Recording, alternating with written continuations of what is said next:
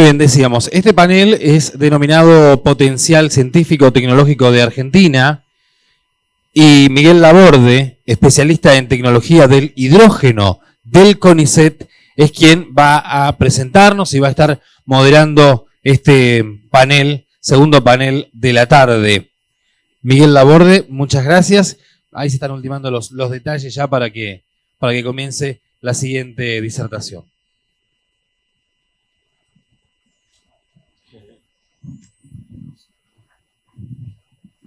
Hola, ¿se escucha? Bueno, buenas tardes a todos y a todas. Muchas gracias por darnos este espacio a los organizadores del Sistema Científico Tecnológico. Muy brevemente voy a hacer una pequeña introducción.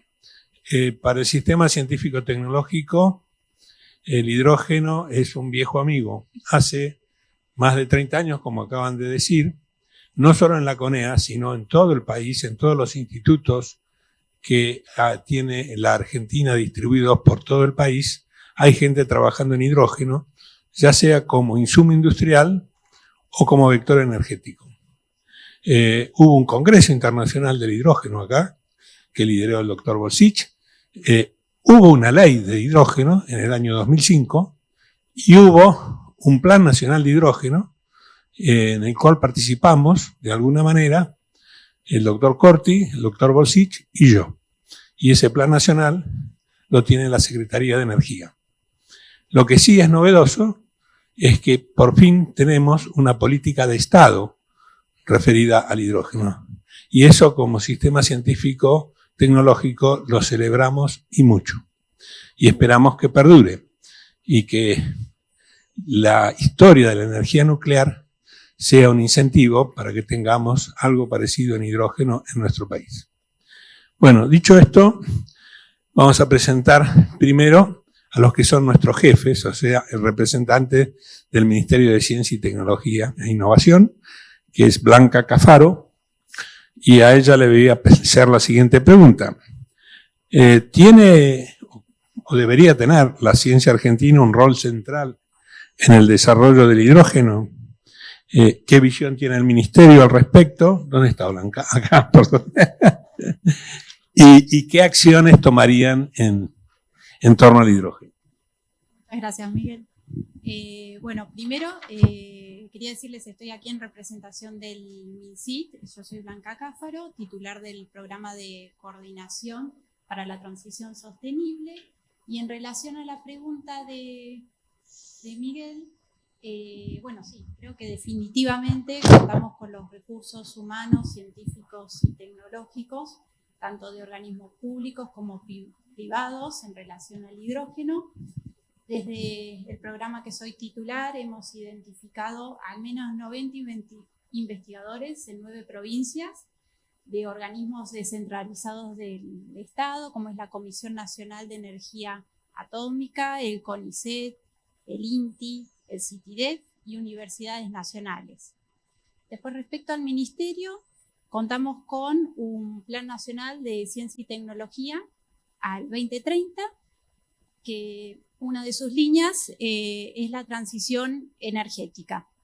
Y bueno, en relación a ello, en el Ministerio contamos con distintas herramientas que son acciones concretas en relación al hidrógeno.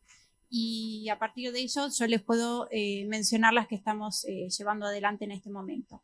Por un lado, el MinCit firmó un convenio con el Instituto Provincial de Ciencia y Tecnología de la provincia de Santa Cruz para poner en marcha la planta experimental de hidrógeno de pico truncado. En segundo lugar, también se aprobó una idea proyecto en el marco del programa de centros interinstitucionales, CITES, impulsado también por la provincia de Santa Cruz, para la creación de un polo científico tecnológico de energía para la Patagonia Austral, y una de las líneas de investigación será el hidrógeno.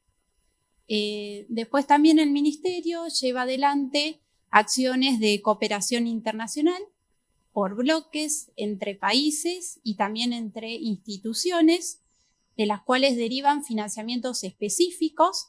Y bueno, yo voy a nombrarles, por ejemplo, uno que se llama MOST, que es un convenio con el Ministerio de Ciencia y Tecnología de Israel, y a partir de ahí se presentaron proyectos y está incluida la temática del hidrógeno.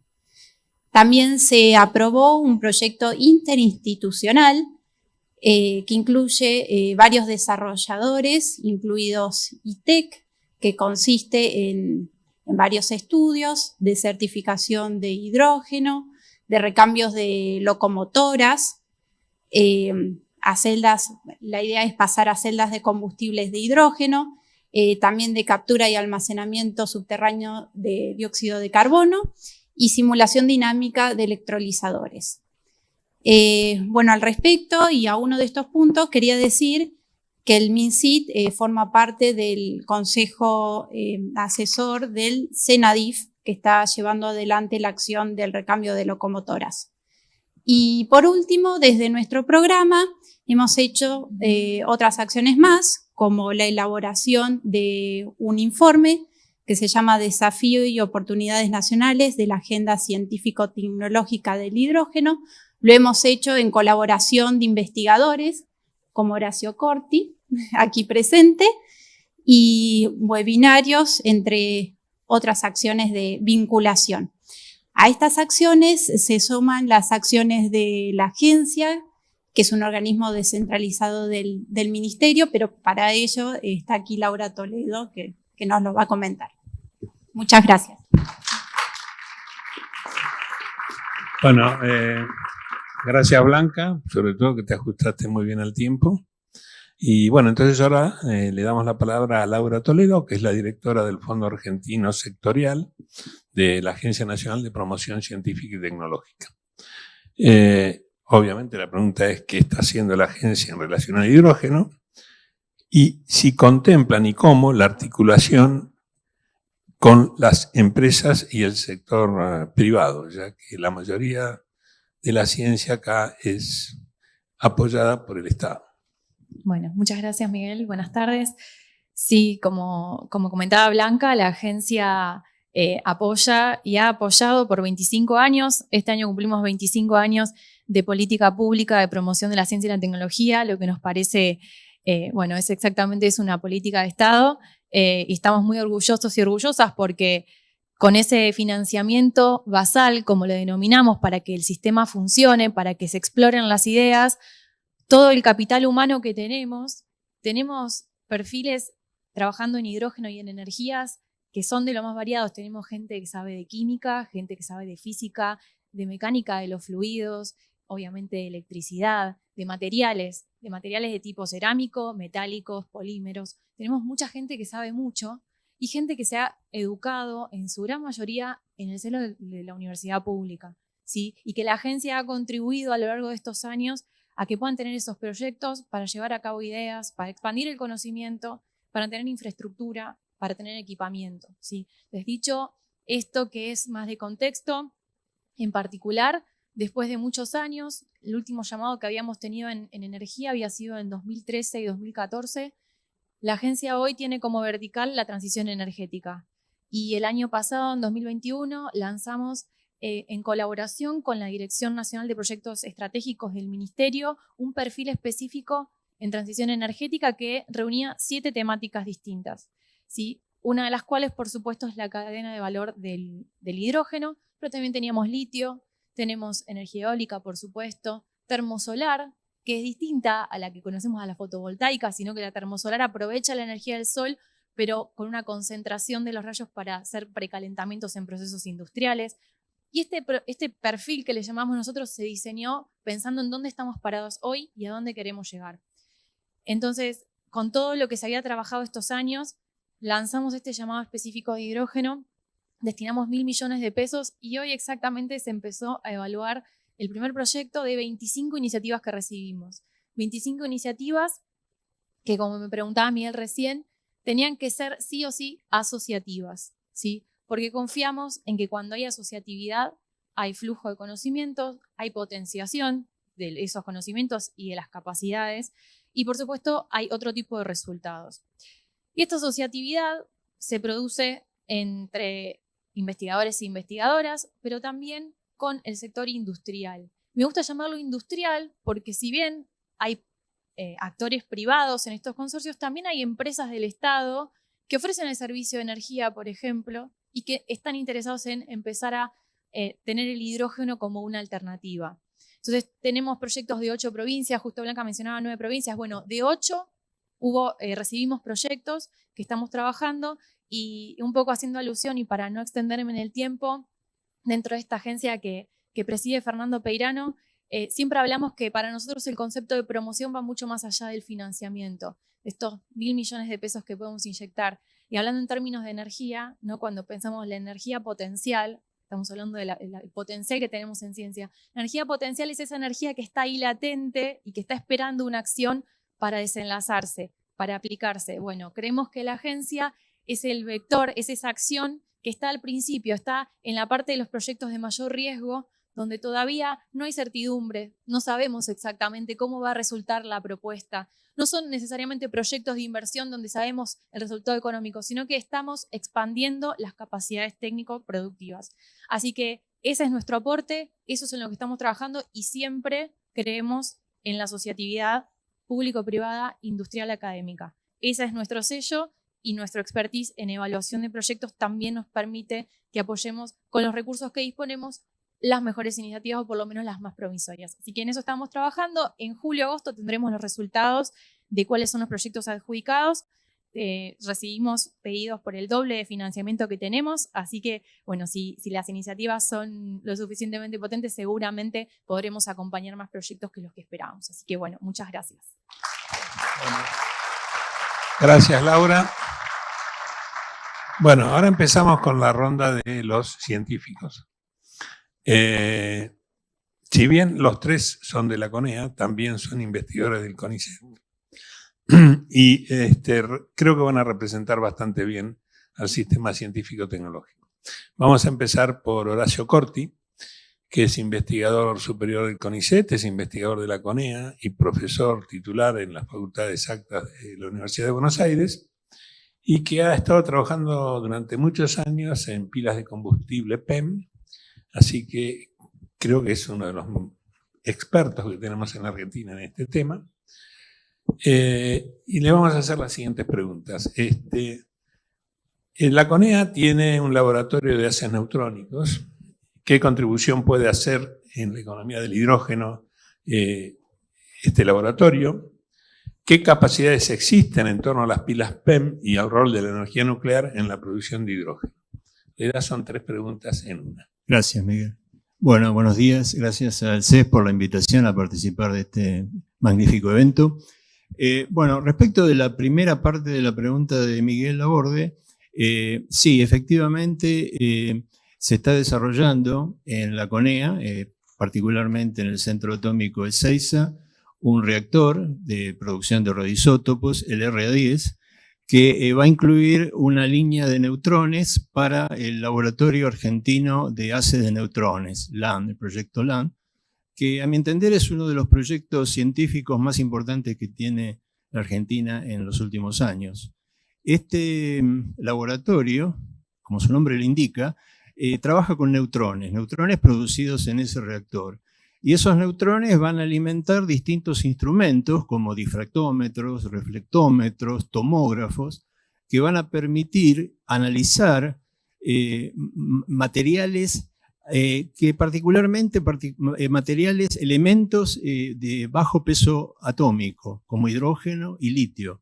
Esos sistemas, estas técnicas permiten básicamente estudiar con mucho mayor detalle que los rayos X, que son técnicas para átomos más pesados. Estas técnicas son especialmente útiles para analizar materiales en donde el hidrógeno y el litio tienen particular relevancia. Así que es realmente una coincidencia muy interesante que estas técnicas coincidan con los 2 elementos que Argentina tiene más futuro para participar en la transición energética, como son el hidrógeno y el litio. Eso respecto de este laboratorio que va a estar Creo que el RA10 va a estar funcionando, va a estar listo ya en el 2024 y a partir del 2025 ya van a estar accesibles los primeros instrumentos para realizar estudios de estas características en materiales tales como celdas de combustible, sistemas de almacenamiento de hidrógeno, etc. Así que va a ser un laboratorio internacional, de nivel internacional, abierto, y nos va a dar la oportunidad de generar vínculos cooperativos con otros países que tengan ya un desarrollo muy importante en materia de economía de hidrógeno. Así que creo que es un instrumento muy valioso para insertar a Argentina en un papel primordial, preponderante en este tema. Respecto de qué hacemos, qué hizo el grupo mío, bueno, desde hace ya más de 20 años venimos trabajando en electrolizadores de tipo PEM. PEM es la sigla que significa de membranas de conductoras de protones. Ese es el electrolito que se utiliza en este tipo de sistemas. Tiene la ventaja de que pueden operar a bajas temperaturas, por lo tanto son los más indicados para, por ejemplo, aplicaciones en electromovilidad, pero también tienen algunas desventajas, como por ejemplo que para eso necesitan usar platino, y bueno, nuestras líneas de trabajo generalmente apuntaron a tratar de desarrollar sistemas en donde la cantidad de platino fuera menor. Hemos desarrollado también y tenemos patentes de membranas de intercambio de protones.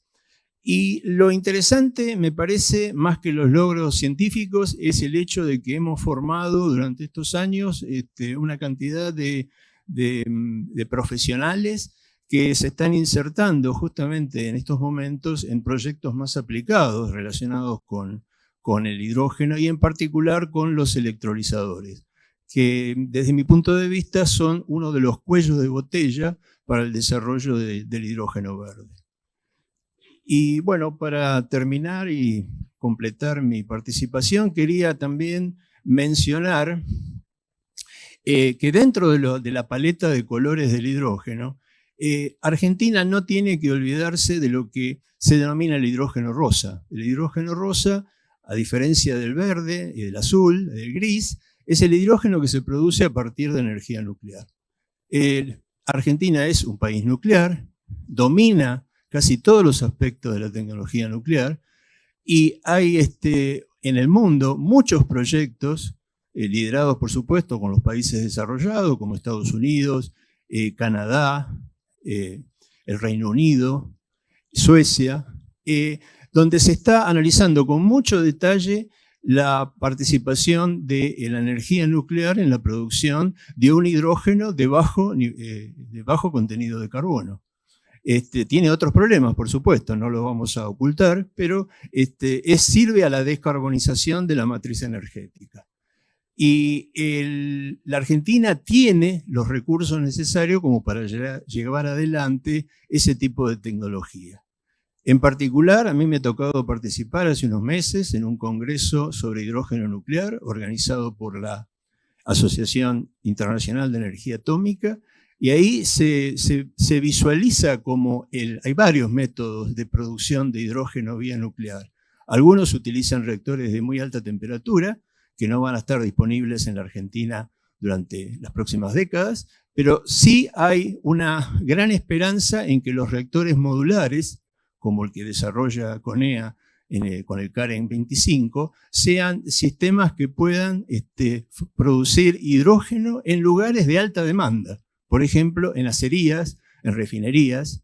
Hay que tener en cuenta, por ejemplo, que para producir 1 tonelada de acero se emiten 2 toneladas de anhídrido carbónico, que generan efecto invernadero, y eso podría ser una forma de llevar el hidrógeno, la producción de hidrógeno, al lugar donde hay alta demanda de hidrógeno, como son estas industrias que mencioné, refinerías, fábricas de fertilizante, acerías, etc. Así que creo que es un aspecto también de la economía de hidrógeno que la Argentina no debe olvidar. Muchas gracias.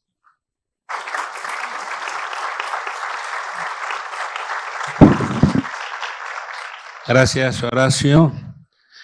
Bueno, Liliana Mogni, investigadora de la CONEA, CONICET, trabaja en el Instituto de Nanociencias y Nanotecnologías, que está acá en el Centro Atómico Bariloche. Es un instituto que depende de la CONEA o del Balseiro y del CONICET. Y trabaja mucho en materiales y en pilas de óxido sólido. Así que la pregunta es, ¿qué rol juega, Liliana, la ciencia de los materiales en la economía del hidrógeno? ¿Y qué capacidades existen en torno a las pilas de alta temperatura? Bien, bueno, muchas gracias por la invitación y bueno, me siento en el honor de representar a muchos científicos acá, así que voy a tratar de hablar un poquito de todo.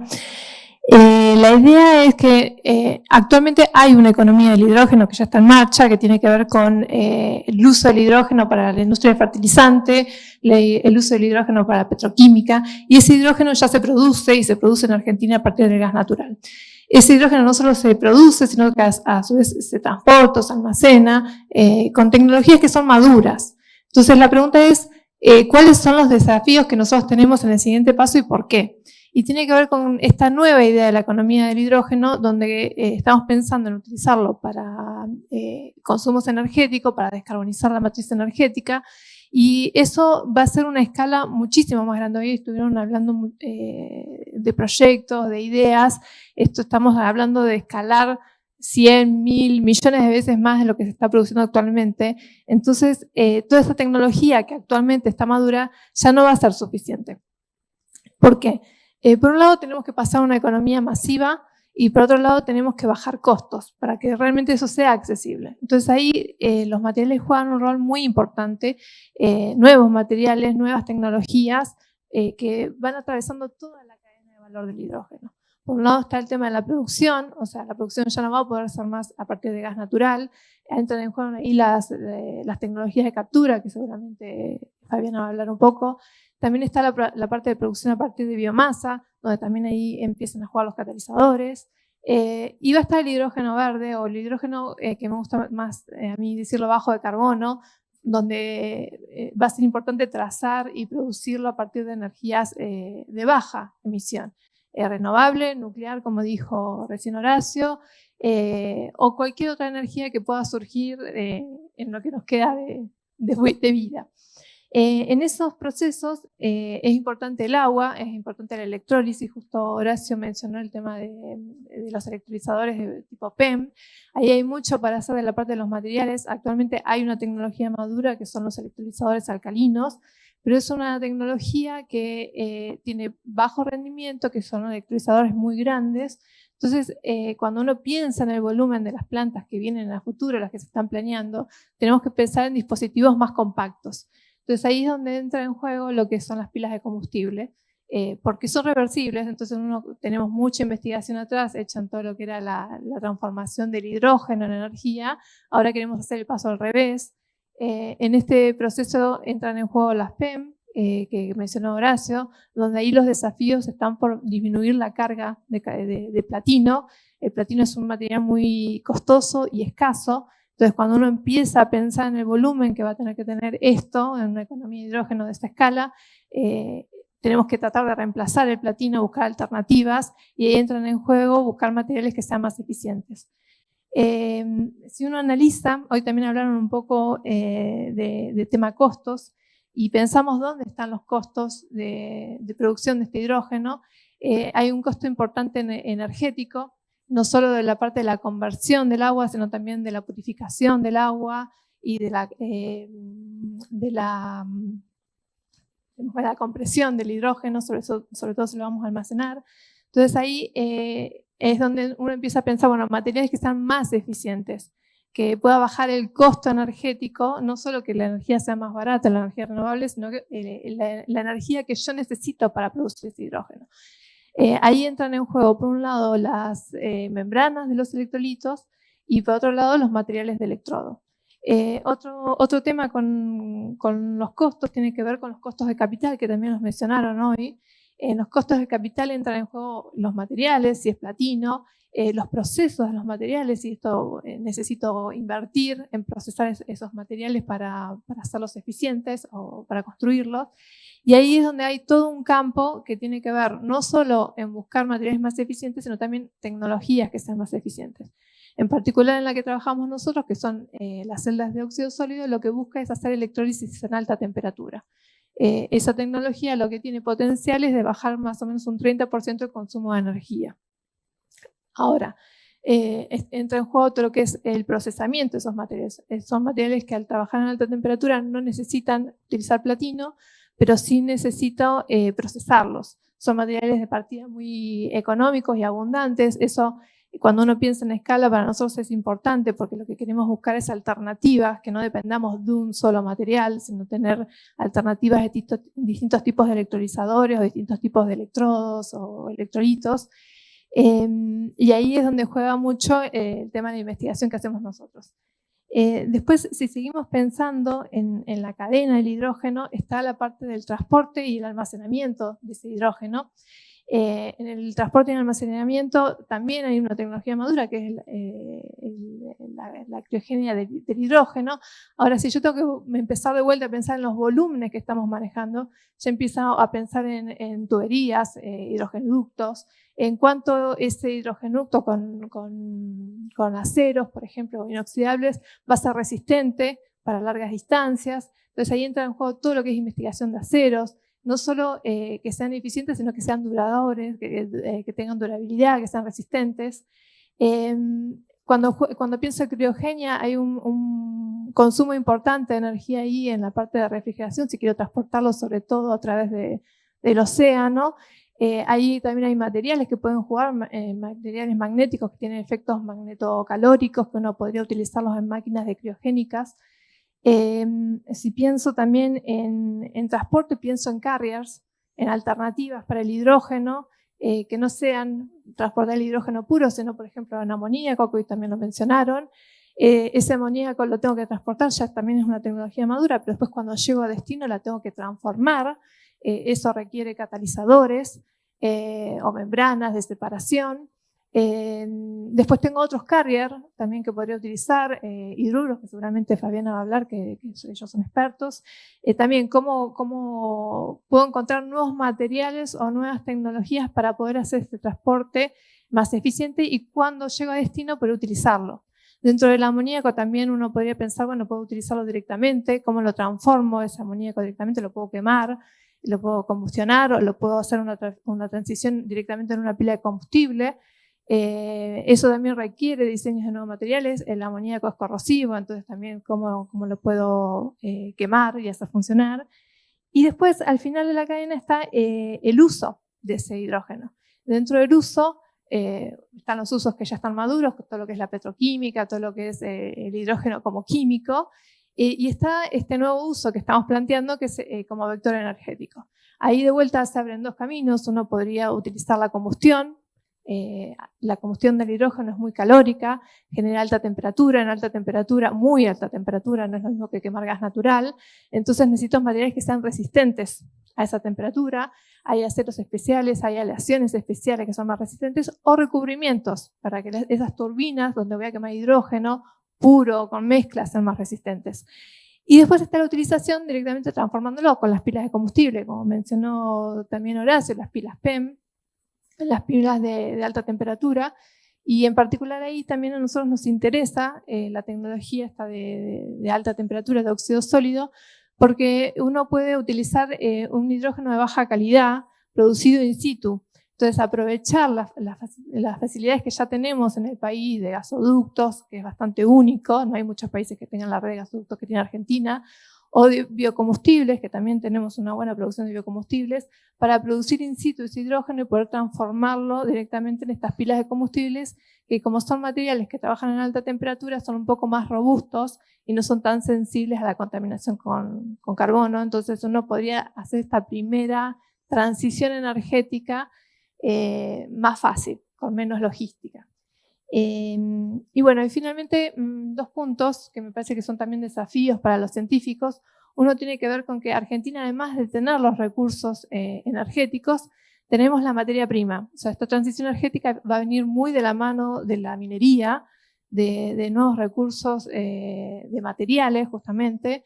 Entonces nosotros tenemos que buscar la forma no solo de encontrar nuevos materiales, sino también utilizar o poder transformar los que tenemos en el país.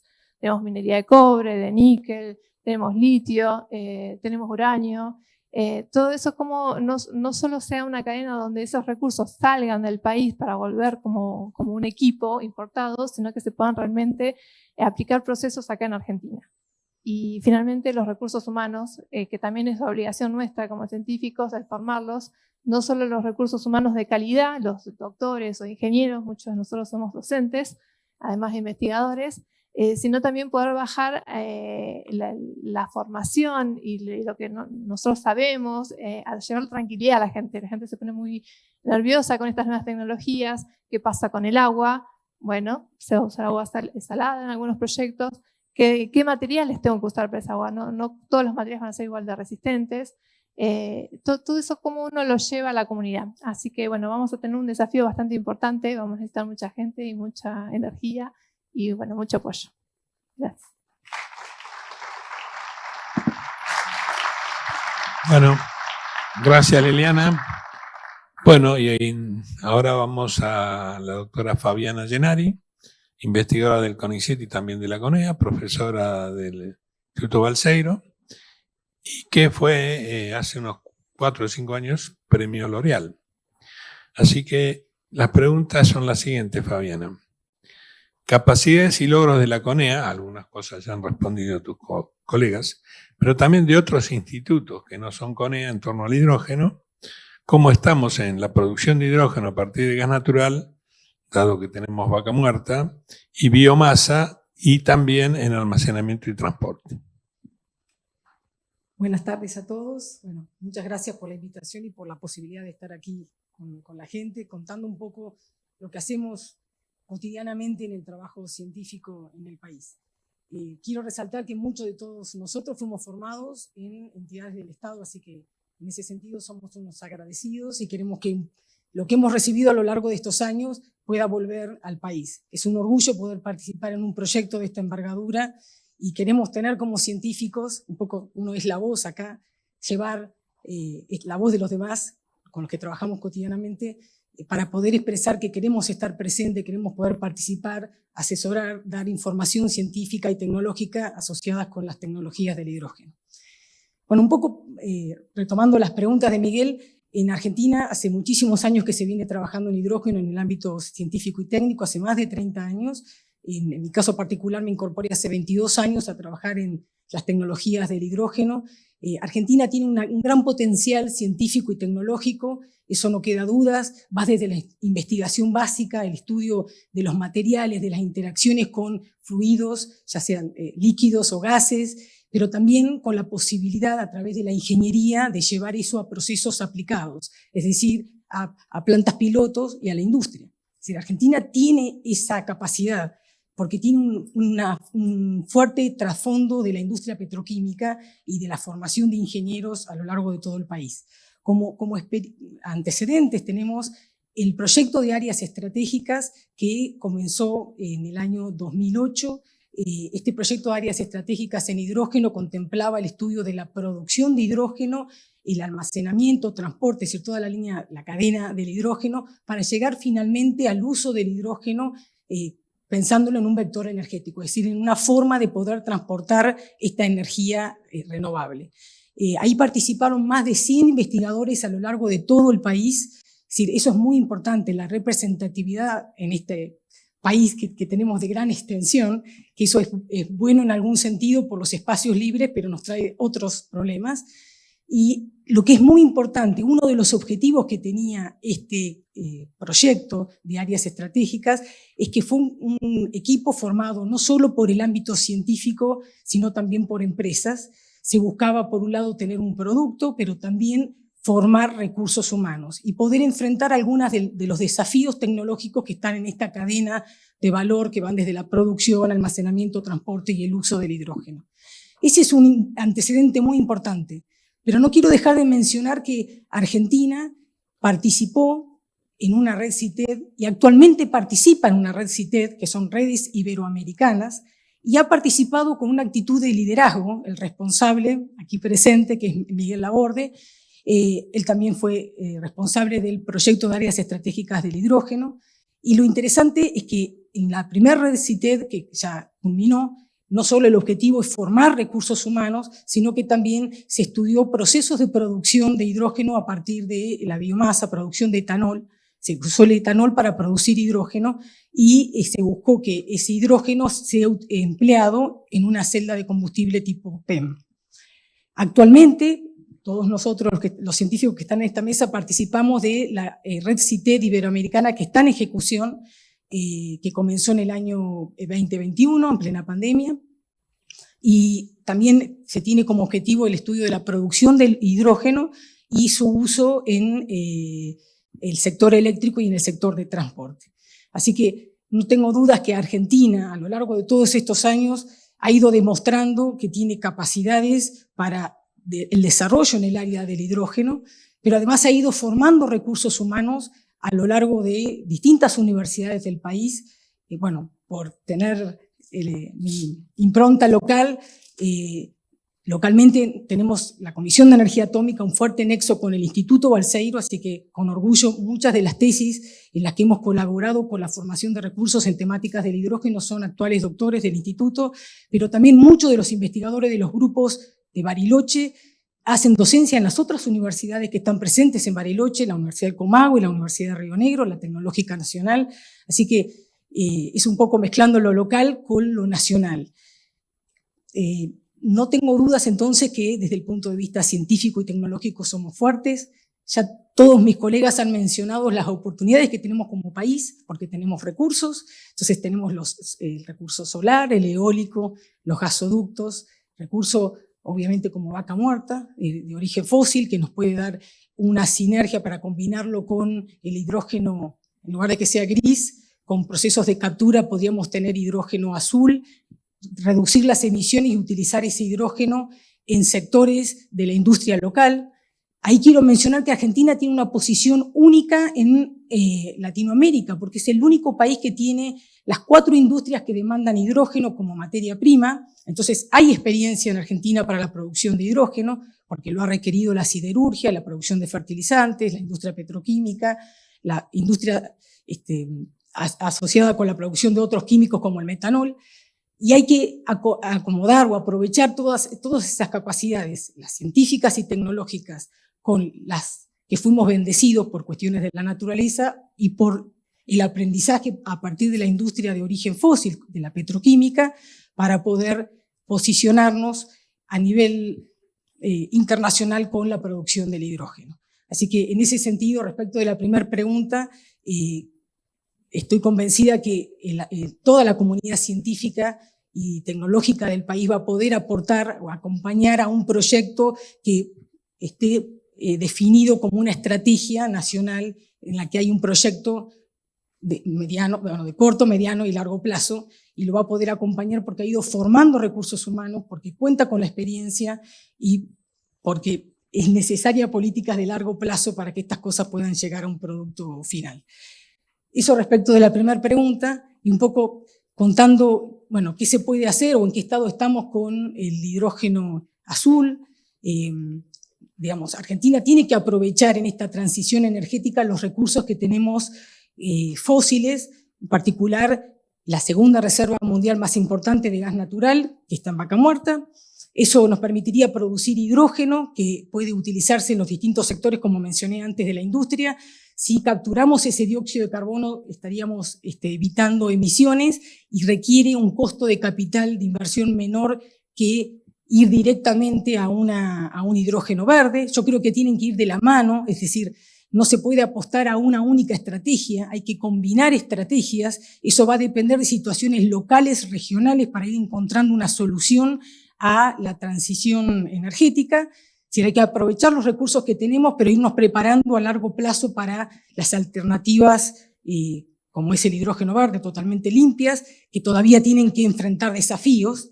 Entonces, un poco resumiendo, en cuanto a la producción de hidrógeno azul, Argentina tiene hoy por hoy plantas de producción de hidrógeno, que en este momento son hidrógeno gris, porque se está emitiendo el dióxido de carbono, pero podría con una planta o con un proceso de captura de dióxido de carbono y almacenamiento de ese dióxido o de separación de dióxido de carbono, convertirse en un hidrógeno azul. Son tecnologías maduras, todos los procesos de reformado, hay conocimiento. Lo interesante también es que esos procesos se pueden utilizar para la biomasa, que Argentina también tiene un gran potencial, hoy se menciona un poco menos, pero no se olviden que la biomasa se lo puede visualizar proyectándolo hacia el futuro como una forma de reducir o de llegar a emisiones negativas de dióxido de carbono. Sí, cuando la planta creció, absorbió dióxido de carbono y luego en el proceso de reformado evitó las emisiones de dióxido de carbono, el balance global respecto de dióxido de carbono fue negativo, porque la planta capturó. Y eso es lo que a nivel internacional se están visualizando como estrategias para la reducción de las emisiones. Argentina tiene potencial con la biomasa. Esas tecnologías todavía no están incorporadas en escalas lo suficientemente grandes, pero está la capacidad para que el ámbito científico, tecnológico, junto con las inversiones, porque esto es necesario para que proyectos de envergadura puedan llegar a su finalización, bueno, converjan en algo positivo.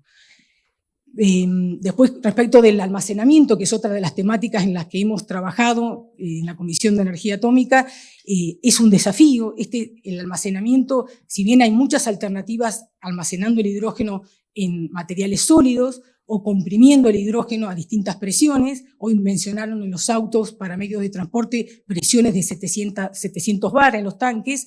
El problema que aparece cuando uno quiere pensar en que Argentina se va a convertir en un exportador del hidrógeno es que es necesario trasladarlo, aun cuando lo hayamos almacenado, es necesario trasladarlo a grandes distancias. Argentina es un territorio con grandes distancias, entonces ahí aparece el problema del transporte. Ahí las alternativas comienzan a reducirse en cuanto a costos. Es decir, si bien uno lo puede almacenar en forma comprimida, no termina siendo rentable cuando las distancias superan ciertas distancias, 500 kilómetros, por ejemplo, serían necesarios en esos casos gasoductos, pero si pensamos en una exportación del hidrógeno, la única posibilidad sería a través de barcos, y todavía eso no es una tecnología para el caso del hidrógeno que esté inserta en el mercado. Hay un único barco construido hasta ahora que fue una prueba de pequeña escala.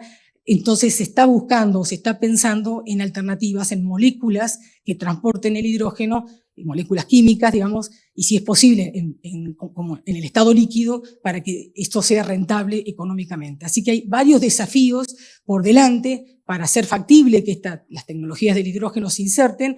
Lo que me parece que, sin duda, Argentina, si tiene un plan estratégico donde todos los actores formemos parte, entre ellos el ámbito científico y tecnológico, tenemos, digamos, todas las partes necesarias para que esto pueda terminar, se genere una sinergia positiva en un proyecto exitoso. Así que bueno, muchas gracias. Gracias, Fabiana. Bueno, creo que estamos cumpliendo con los tiempos. En general, los investigadores escribimos papers en inglés y somos muy conceptuales y poco adjetivamos. Nos olvidamos acá de mencionar que la provincia de Santa Fe también tiene un proyecto de producción de hidrógeno a partir de etanol y con una pila SOF que lo está llevando adelante la empresa de energía de Santa Fe en asociación con el CONICET. Bueno, creo que quedó claro. ¿Sí? ¿Se puede mencionar una cosa más? Sí. ¿Se escucha? No. Sí. Bien, nos olvidamos de mencionar que muchos de los científicos que estamos aquí presentes conformamos un consorcio para presentarnos a la convocatoria que hizo el Consejo Económico y Social para definir, digamos, el estudio o obtener perspectivas de cuál era la situación del hidrógeno en Argentina. Entonces, en ese consorcio participaron muchas de las instituciones que antes mencionamos, pero voy a tratar de mencionarlas a todas. Por un lado, Innovaté, como unidad de vinculación con el CONICET, es decir, muchos institutos del CONICET y universidades, la Comisión Nacional de Energía Atómica, el CITEDEF, el IPA, y también una consultora que se llama Mercados Emergentes. Pudimos presentarnos en la convocatoria y una de estas convocatorias fue otorgada, así que vamos a participar en uno de los proyectos que se demandaron, que es producción de hidrógeno, sus perspectivas y costos en Argentina, y eso incluye en parte el almacenamiento, la producción, el almacenamiento, transporte y los procesos de captura de dióxido de carbono. Bueno, para cerrar entonces, creo que nos ha quedado claro a todos que la economía del hidrógeno es bastante compleja y presenta múltiples desafíos. Va más allá que producir hidrógeno por electrólisis y exportarlo. Y esto lo dejaron claro los embajadores de Corea del Sur y de Japón cuando hablaron de cómo aplican el hidrógeno en sus países. Y claro, uno sueña con tener a Bariloche como la ciudad del hidrógeno, por ejemplo. Es decir, entendemos que dada la coyuntura y a corto plazo es necesario exportar el hidrógeno.